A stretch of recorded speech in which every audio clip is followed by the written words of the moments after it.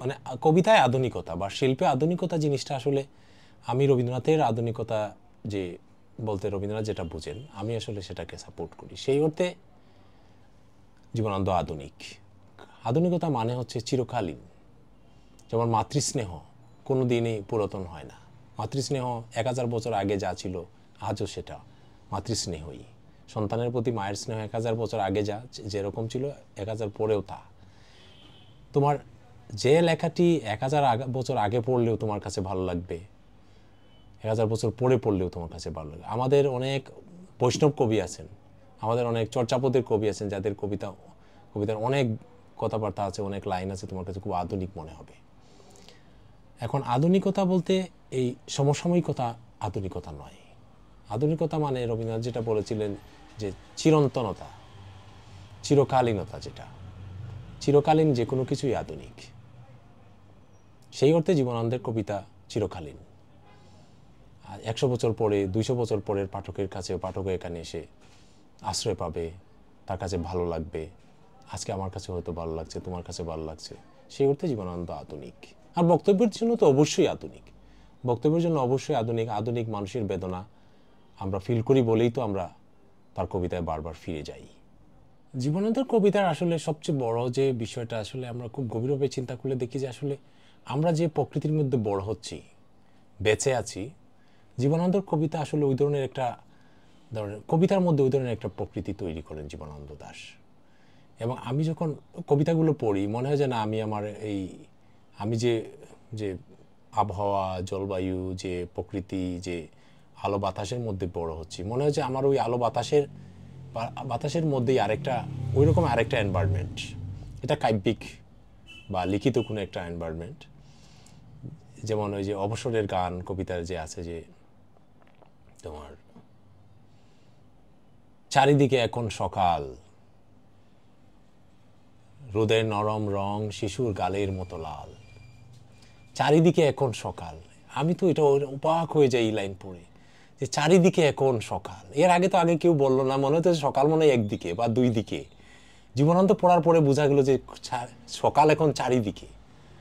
আর রোদের নরম রং শিশুর গালের মতো লাল, এই যে সকালের সাথে লালের যে রাইম, এই সৌন্দর্য, এই মানে ধরো বাড়িতে আমি যখন গ্রামের বাড়িতে যাই, গিয়ে ধরো এই কিছুদিন আগেও গেলাম, খুব সকালবেলা ধরো 6টা-7টার দিকে ঘর থেকে বের হয়ে রাস্তায় একটু দাঁড়ালাম, এসে ঘাসের উপরে আশপাশে গাছ, হঠাৎ করে ওই পূর্ব দিক থেকে রোদ এসে পড়ছে, তখনই মনে হয় যে চারিদিকে এখন সকাল।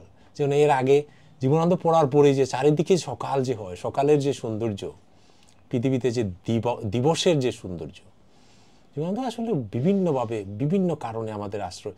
প্রতি মুহূর্তে মনে পড়া কবিতাই তো আসলে কবিতা। ধর আমি বই পড়লাম, খুব জ্ঞানী কথাবার্তা রেখে দিলাম, বলে গেলাম, ওটা আসলে কবিতা না। জীবন যাপন করতে করতে তোমার যার কথা মনে পড়ে যায়, যে লাইন তোমার মনে চলে আসে, এই যে মৃত্যুর আগে যে কবিতায়, যে কি অসাধারণ।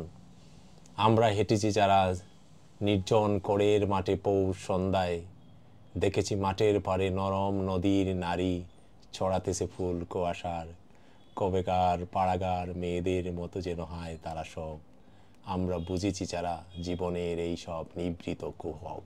কি অসাধারণ, কি মানে জীবনদের কবিতা। তারপর এই যে তোমার এই ইদানিং আমার খুব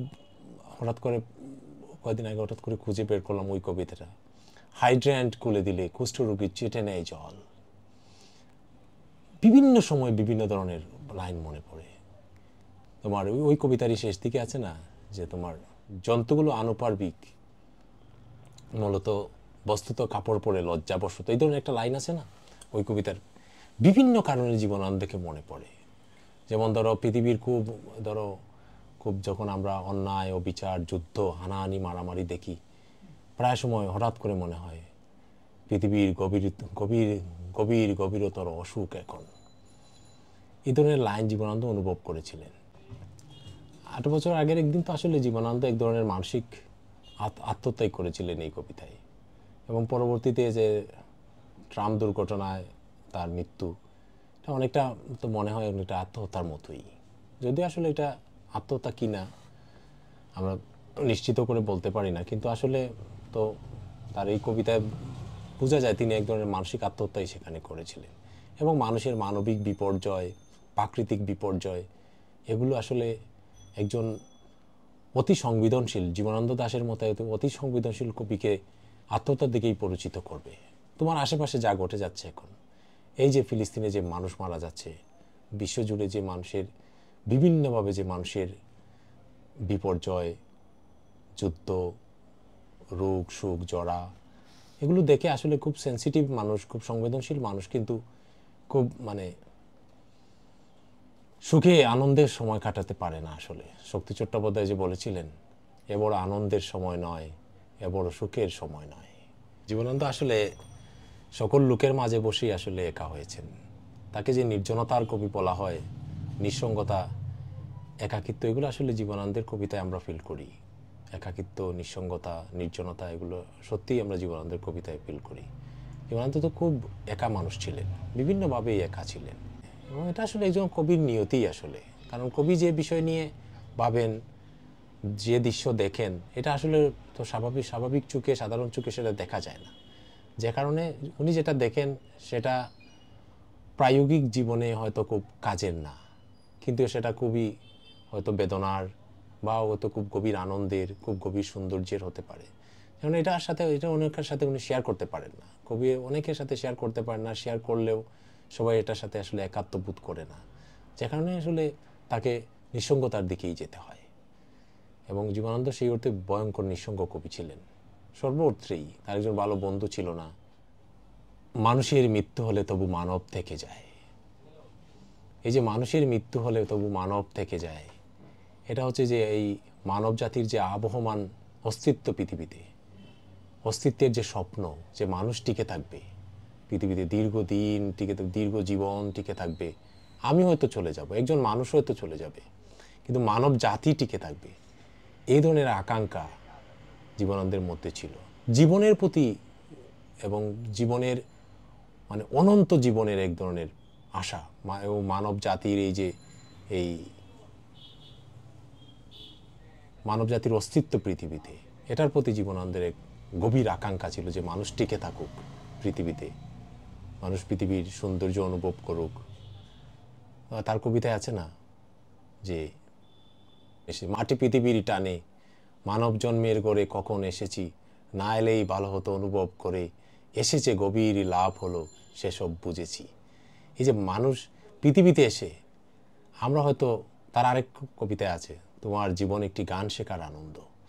এই যে তোমার জীবনে একটা গান শেখার আনন্দ, অথবা তুমি যে এই যে চারিদিকে সকাল দেখছো, শিশুর গালের মতো লাল সকাল যে দেখছো, এইটা আসলে জীবনানন্দ ফিল করতেন। জীবনানন্দ পৃথিবীর সৌন্দর্যকে অনুভব করতেন, এবং ওই ধরনের এবং মানব জাতি যাতে টিকে থাকে, মানব জাতি যেন দীর্ঘ অনন্তকাল পৃথিবীতে মানব, এই ধরনের এক আকাঙ্ক্ষা ছিল তার। বনলতা সেন একজন নারীর একটা নাম, নারীর নাম মনে হচ্ছে যে এই বনলতা সেন আসলে আমাদের এক ধরনের আশ্রয়ের কথা। পাখির নীড়ের মতো চোখ তুলে নাটোরের বনলতা সেন। পাখির নীড়ের মতো চোখ কি খুব সুন্দর চোখ? আসলে পাখির নীড়ের সাথে, ধরো পাখির নীড় এবং হুবহু পাখির নীড়ের মতো দেখতে একটা চোখ, ওইটা আসলে জীবনানন্দ বলেন নাই। পাখির নীড়ের কাজ হচ্ছে কি? পাখিকে আশ্রয় দেওয়া। এই পাখির নীড়ের মতো চোখ আসলে এক ধরনের আশ্রয়ের কথা জীবনানন্দ এখানে বলেছেন। পাখি যেমন তার নীড়ে আশ্রয় পায়, যেমন কোনো একটা নীড়ের কথা, ধরো একজন ক্লান্ত মানুষ যেখানে গিয়ে আশ্রয় লাভ করে, সেই ধরনের, সেটা একটু নারী হতে পারে বা যে কোনো আশা, যে কোনো স্বপ্ন হতে পারে সেটা। এবং এই যে 1000 বছর ধরে আমরা পথ হাঁটিতেছি পৃথিবীর পথে, এটা সেটাই যে মানুষের মৃত্যু হলে তবু মানব থেকে যায়। যে 1000 বছর থেকে মানুষ মরে যাচ্ছে, কিন্তু পৃথিবীতে কিন্তু মানব জাতি টিকে আছে, মানব জাতির যে অস্তিত্ব এটা টিকে আছে। এবং 1000 বছর ধরে আমি পথ হাঁটিতেছি, এটা মানব জাতির কথাই বলা হচ্ছে এখানে আসলে। আর এই মানব জাতি যুদ্ধ বিগ্রহ, মানুষ জয় করে, বিশ্বকে জয় করে মানুষ হয়তো কোথাও ফিরছে, এবং সেটা তার প্রেমিকা হতে পারে, তার স্ত্রী হতে পারে, সেটা অন্য কোনো আশ্রয় হতে পারে, তার নিজের কোনো স্বপ্ন হতে পারে, নিজের কোনো আকাঙ্ক্ষা হতে পারে, তাই না? এইটাই হচ্ছে আসলে বনলতা সেন। বনলতা সেনকে আমি খুব শারীরিক, খুব মানসিক কোনো প্রেম আমার মনে হয় নাই কখনো।